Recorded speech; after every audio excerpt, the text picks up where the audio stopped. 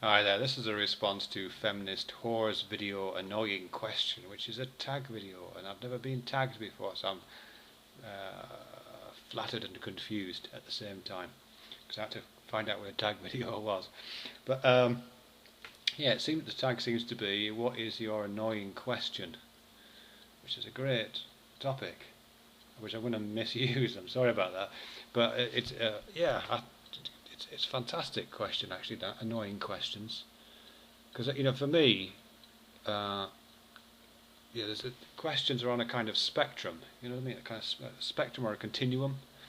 There's really easy questions, and then there's really hard questions, obviously.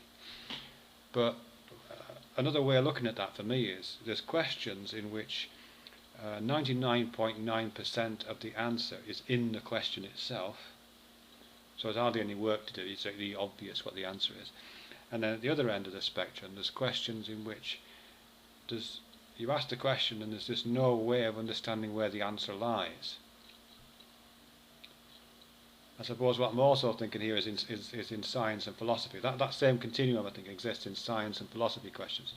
A really, really great science question is one which, like the first one I mentioned a minute ago, is one which contains in the terms of the question what the answer would be. If not completely the answer, at least how the answer would reveal itself. It's a really carefully crafted scientific hypothesis, for example, is one in which you just need to do the experiment and the hypothesis is either proved or disproved. Or is rendered null. It's it's all there in the question. The question is like all the stuff, the container for this really simple answer. That contrasts with a question in philosophy, which I've heard said, a really good question in philosophy is one that is never answered. And the same, and that certainly seems to be the case with a lot of the big philosophical questions. What is right action? Why is there something rather than nothing? All those kinds of questions which have just kind of fueled philosophy since the first person came up with the idea of philosophy. Just never have answers. They're just constant like bait at the end of a kind of question mark shaped hook, upside down, if you know what I mean. Yeah, so that's something about questions. Also, one of the things I quite like about questions, and also I'm intrigued by, and sometimes really annoyed by and irritated by, is the affection that people have for answers. People have a lot of affection for answers, and I'm as much of a sucker for that as everybody else. I love answers. Answers give you that great feeling of closure, don't they? You know what I mean? It's like an orgasm, or what's it like? It's like a joke. You know what I mean? A joke is a good example, I think. A good joke sets up like the two parts of a question, two incompatible matrices, as they're sometimes called. This first, like a three-line gag. There's a first statement, and then there's a second statement, and the third statement just kind of closes them together, like answers the question that those two, and solves the problem that those two statements have made. And it feels great. You go, aha, that kind of thing. And other kinds of questions have a different kind of closure, don't they? In fact, the harder the question, the bigger the act of closure that you have to make, the better the feeling. Like when James Clerk Maxwell, last century, century before last, he devised the equations which brought together electricity and magnetism, because they were thought to be different things at that point. He solved the problem of the difference in these things. So you get James Clerk Maxwell's theories of electromagnetism, and it just like closes that whole area of the universe off in this really neat way, and it feels fantastic when you get it. Oh right, there's just one thing there, and we're still waiting for gravity to be looped into that, and it'll be a really nice big closure moment when that happens. And until those things are closed, there's kind of an irritation, there's a kind of annoyance, you know what I mean? The question acts as a problem and it's irritating, and you kind of go there and you want to try and solve it. So I think there's something there like that, really.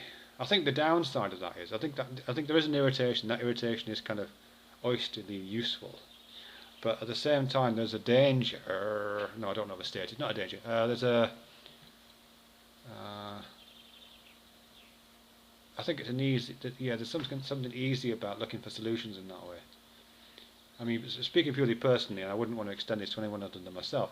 Speaking purely personally, I like the idea of coming out of answers into questions, or I certainly like trying to resist answers.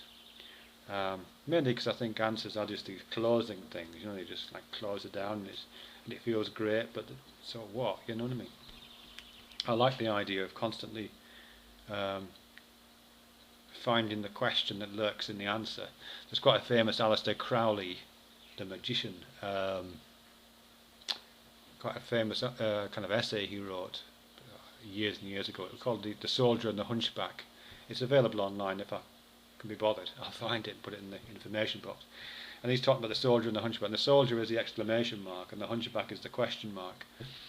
And he talks about, you know, behind every soldier there's another hunchback. You know, behind every exclamation mark, which represents the answer, the eureka moment, the aha moment, the solution to the problem. There's always another hunchback just creeping around behind him with another question, another kind of philosophical problem to irritate and grate at you again. And I quite like that, this endless parade of hunchbacks and soldiers. And I quite like joining that parade and seeing where it takes me, really. Partly for the reasons I've already said, but partly for kind of political reasons. You know, it's often very tempting, I think, to try to resolve problems, or try to pretend that problems which are much nearer to the philosophical, this problem can never be solved kind of thing. Try to pretend that those kind of questions are actually nearer to scientific problems, that they can be solved really easily. And most problems can't, I don't think, particularly human problems. You know, human problems are always really, really complicated. And it can almost never be solved in the way that scientific problems can be solved, by getting just the question just right, and then it all works out. There's usually much more to it, I think, than that. So yeah, annoying question is the one that is easily solved and that I can't think of another solution to. So I think of an example, really. I guess you should actually think of an example, but I just can't think of one. I'm really sorry.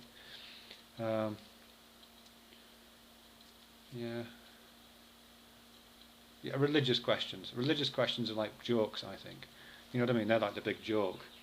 Like on a small scale, these questions which you answer, you know, on a small scale it's obvious, 2 + 2 = 4. On a slightly larger scale it becomes like a little bit of a joke, but not a very funny joke.